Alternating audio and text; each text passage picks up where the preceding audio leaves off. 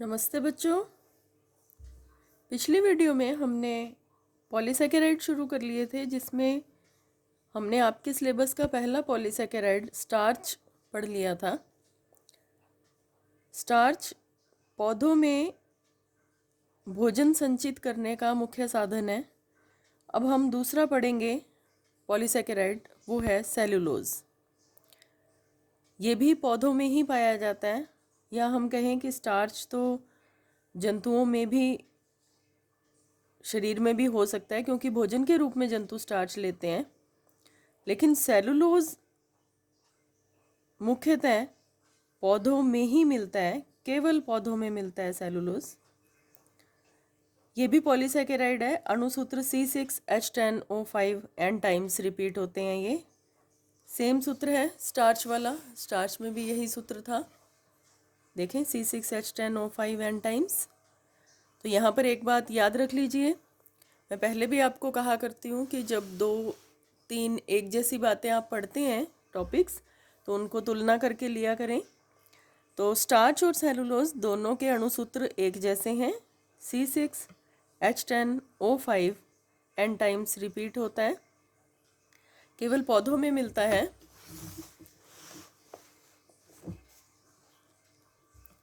कोशिका भित्ति का मुख्य अवयव है। पौधों में कोशिका भित्ति पाई जाती है, आप जानते हैं। जंतु कोशिका और पादप कोशिका में अंतर आप छोटी कक्षाओं से पढ़ते आ रहे हैं, जिनमें एक सबसे बड़ा अंतर होता है कि जंतु कोशिका में कोशिका भित्ति नहीं पाई जाती, जबकि पादप कोशिका में सेलुलोज की बनी हुई कोशिका भित्ति पाई जाती है। सेलुलोज मनुष्य के लिए भी उपयोगी है, हालांकि इसको भोजन के रूप में नहीं लेते हैं, ये बॉडी का कॉन्स्टिट्यूएंट नहीं है। लेकिन कपड़ों के निर्माण में सेलुलोज का प्रयोग बहुत ज़्यादा होता है, वस्त्र में उपयोग होता है। यह लकड़ी, सूती कपड़े, जूट, रुई आदि में उपस्थित होता है, और सबसे ज़्यादा सेलुलोज सूती कपड़े में होता है। कपास की खेती आप लोग देखते आए हैं, जानते हैं कपास और नरमा की खेती के बारे में। तो उसके रेशों में लगभग 90% सेलुलोज होता है, शेष वसा और मोम होता है। आगे है सेलुलोज की संरचना। पॉलीसेकेराइड है तो बहुत सारे मोनोसेकेराइड्स के मिलने से बना होता है। याद करें, स्टार्च अल्फा डी ग्लूकोज का बहुलक था, जबकि सेलुलोज, ध्यान दें, बीटा डी ग्लूकोज का बहुलक है। बीटा डी ग्लूकोज इसका बहुलक होता है, बाकी कोई अंतर नहीं है। सेलुलोज में स्टार्च में alpha D glucose 1,4 glycosidic bond द्वारा जुड़े थे, अल्फा 1,4 ग्लाइकोसाइडिक बॉन्ड के द्वारा, जबकि इसमें beta D glucose beta 1,4 glycosidic bond के द्वारा जुड़ते हैं। ठीक है, तो इस प्रकार से इनमें अंतर भी हम तुलना भी कर सकते हैं। पहली बात, स्टार्च हमारे भोजन का अवयव है, जबकि सेलुलोज वस्त्र निर्माण के लिए काम आता है। स्टार्च पौधे और जंतुओं दोनों में पाया जा सकता है। पौधों में तो होता ही होता है, जंतुओं में भी पाया जा सकता है, और सेलुलोज केवल पौधों में पाया जाता है। फिर इनकी संरचना की बात करें तो वो अल्फा डी ग्लूकोज से बना है, जबकि यह बीटा डी ग्लूकोज इकाइयों से बना है।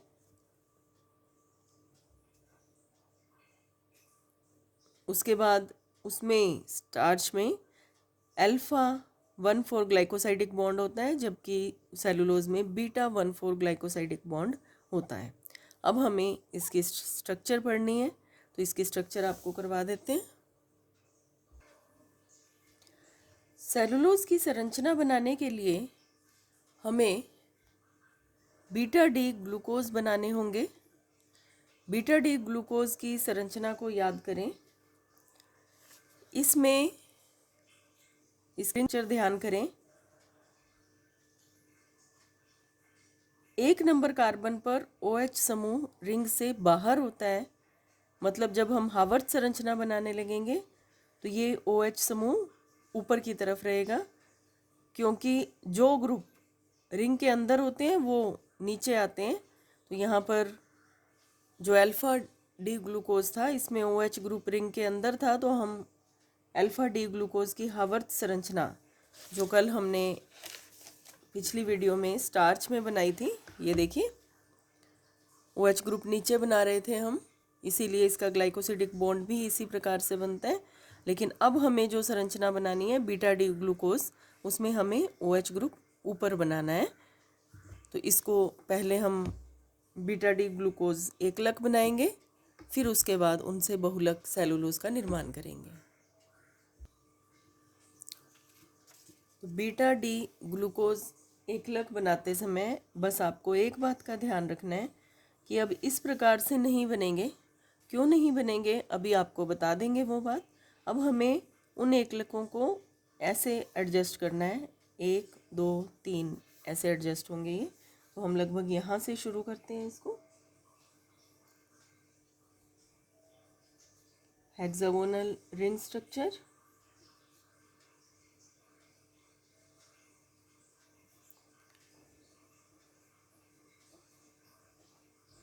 नंबरिंग 1 2 3 4 5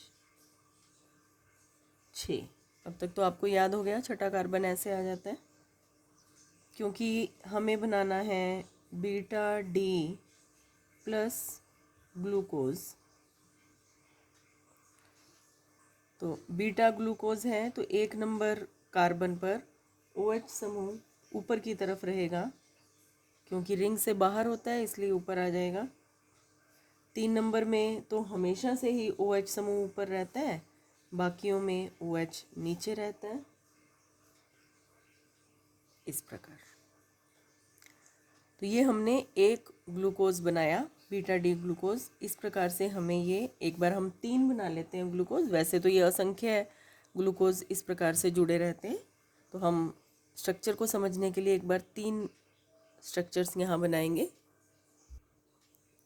ये देखिए इस प्रकार से 3 बीटा डी ग्लूकोज हमने बनाए हैं एक बार। बीटा डी ग्लूकोज को याद रखने का एक और आसान तरीका ये है, 6 मेंबर्ड रिंग बनाना है, राइट कॉर्नर पर ऑक्सीजन बनाना है, ये आपको पता है। यहाँ पर 5 नंबर कार्बन पर CH2OH ऊपर और H नीचे, ये भी आप जानते हैं। बाकी बचे कार्बन पर अल्टरनेट चल रहा है OHH HOH OHH HOH, या फिर इसको ऐसे भी याद रख सकते हैं, 1 नंबर कार्बन पर OH ऊपर, फिर 2 नंबर पर नीचे, 3 नंबर पर OH ऊपर, 4 नंबर। तो ये बीटा डी ग्लूकोज को याद रखने का बहुत आसान तरीका है। तो इनको इस प्रकार से हम तिरछा लिख लेते हैं। अब हमने अभी पढ़ा कि इसमें कौन सा बॉन्ड बनता है। इसमें बनता है बीटा 1,4 ग्लाइकोसाइडी बंध। बीटा 1,4 ग्लाइकोसाइडी बॉन्ड ये बनता है। ग्लाइकोसाइडी बॉन्ड है तो ऑब्वियसली 2 OH के मिलने से बनेगा और जल निकलेगा। ये 1 नंबर कार्बन है एक ग्लूकोज का, ये अगले ग्लूकोज का 4 नंबर कार्बन है। इन दोनों के OH समूह के बीच में ऑक्सीजन बॉन्ड बनेगा, ग्लाइकोसाइडिक बॉन्ड। ऐसे ही ये 1 नंबर और ये 4, इनके बीच में बॉन्ड बन जाएगा। तो इस प्रकार से चलेंगे। तो इसीलिए हमने इनको तिरछा रखा। अगर हम सीधा रखते, ऐसे सीधा रखते, तो इस संरचना का बनना मुश्किल था, इसलिए इनको हम इस प्रकार से बना देते हैं। इसको देखें पॉलीमर कैसे बनेगा इसका।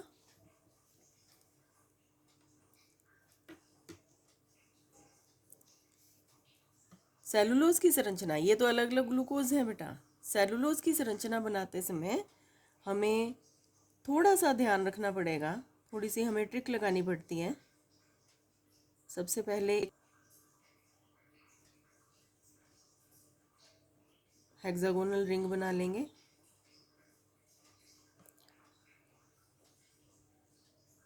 ये 1 नंबर कार्बन है, ये 4 नंबर है।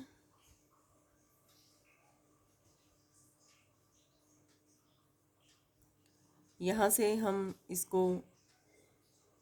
आगे बढ़ा देते हैं।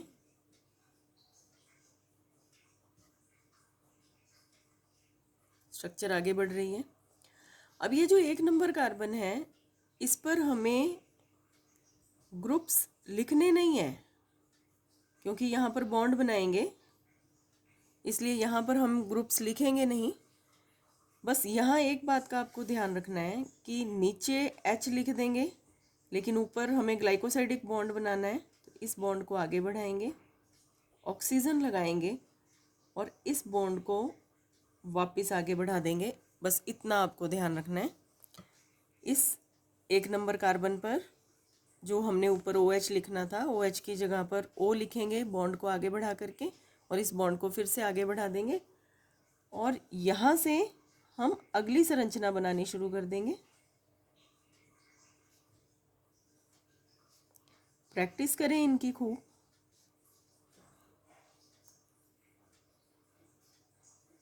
ये बॉन्ड बन ही चुका, CH2OH H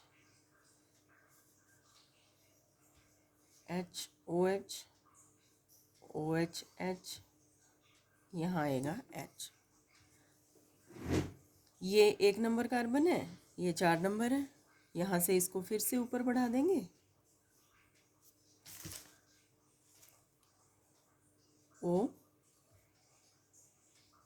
फिर से बॉन्ड ऊपर बढ़ गया, यहाँ पर नीचे H आएगा,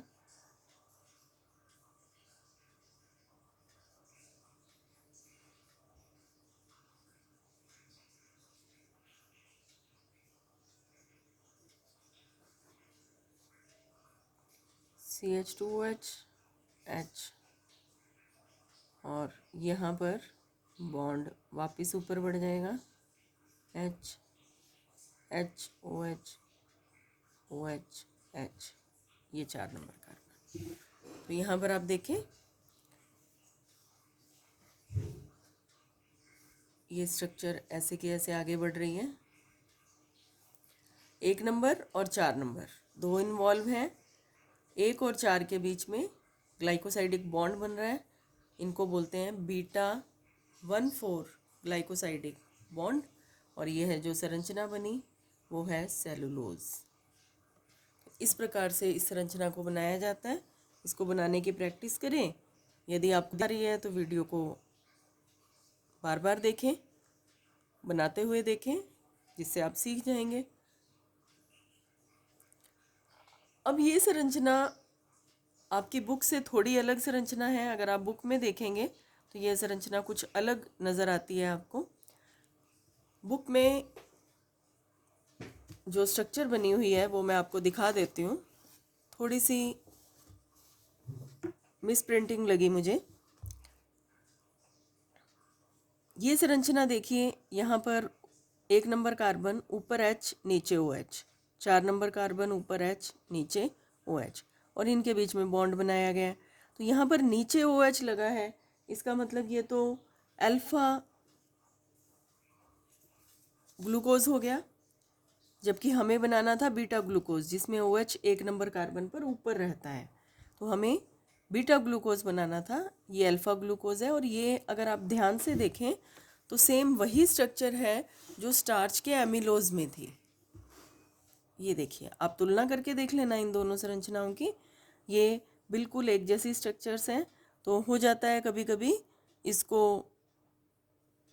एमिलोज की ही संरचना सेलुलोज में गलती से बना दी गई, इसलिए हमने जो ये वाली स्ट्रक्चर है यह NCERT से ली है, NCERT को फॉलो किया है हमने। इस प्रकार से संरचना बनती है।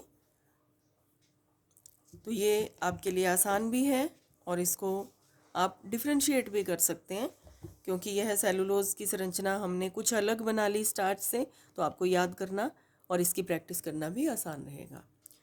तो इस प्रकार हमने कंप्लीट कर लिए कार्बोहाइड्रेट। कार्बोहाइड्रेट पूरे कर लिए। कार्बोहाइड्रेट का वर्गीकरण पढ़ा, मोनोसैकेराइड पढ़े, डाइसैकेराइड पढ़े। आपके सिलेबस में जो जो मोनोसैकेराइड हैं, ग्लूकोज, फ्रक्टोज, उसके बाद डाइसैकेराइड पढ़े। 3 डाइसैकेराइड हमारे सिलेबस में रहे, सुक्रोज,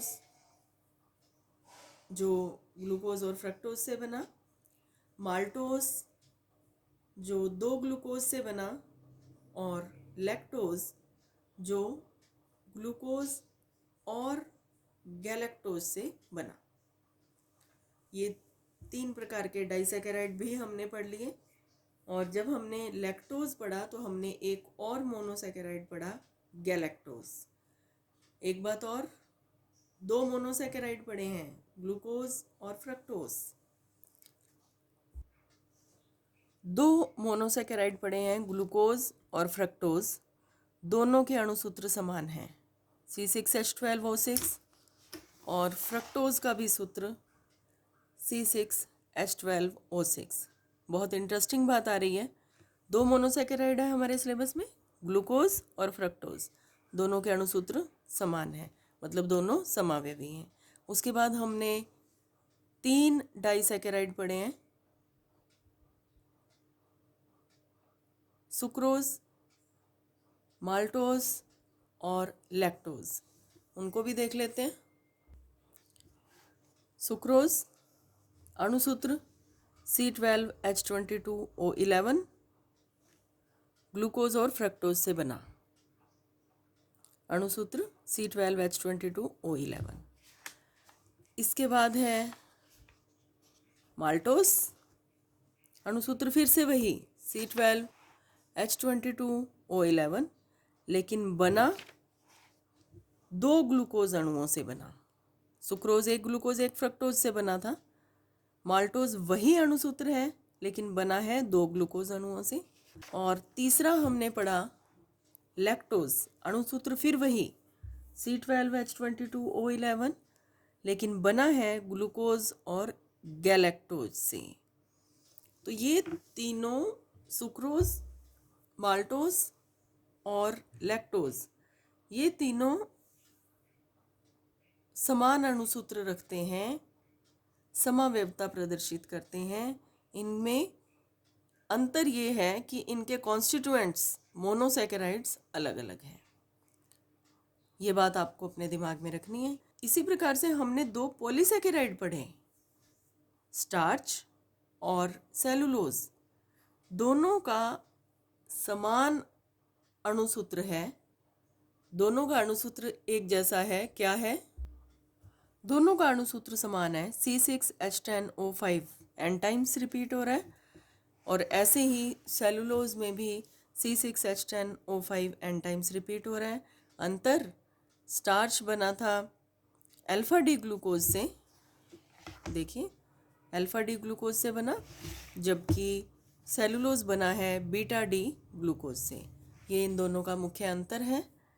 स्टार्च में 2 प्रकार के पहले बनती हैं श्रृंखलाएं या यौगिक, एमिलोज और एमिलोपेक्टिन, फिर उन दोनों के मिलने से स्टार्च बना था, जबकि सेलुलोज में सिंगल चेन बनती है बीटा डी ग्लूकोज पॉलीमर की। तो यहाँ पर कार्बोहाइड्रेट कंप्लीट हो जाते हैं। कल से हम अगली वीडियो से हम अगला बहुलक शुरू करेंगे। देखिए कार्बोहाइड्रेट में हमारी स्पीड काफ़ी कम रही, क्योंकि ये संरचनाएं कंफ्यूजिंग हैं, एक दूसरे के साथ बहुत मिलती जुलती हैं, बच्चे इनको अक्सर एक दूसरे में मिक्स कर देते हैं, इसलिए बहुत धीमी गति से चले हम कार्बोहाइड्रेट्स में। आपको प्रत्येक संरचना की डिटेल समझाते हुए चले, संरचनाओं में आपस में अंतर बताते हुए चले, तो इन संरचनाओं को जितना प्रैक्टिस करेंगे उतना ही सही रहेगा। इसलिए स्पीड कम रखी गई, ताकि आप जो ना सीखें उसकी अच्छे से प्रैक्टिस कर पाएँ। कल से हम प्रोटीन शुरू कर देंगे नेक्स्ट वीडियो से, और कोशिश करेंगे कि अब हम थोड़ा तेज़ी से चल सकें। Thank you.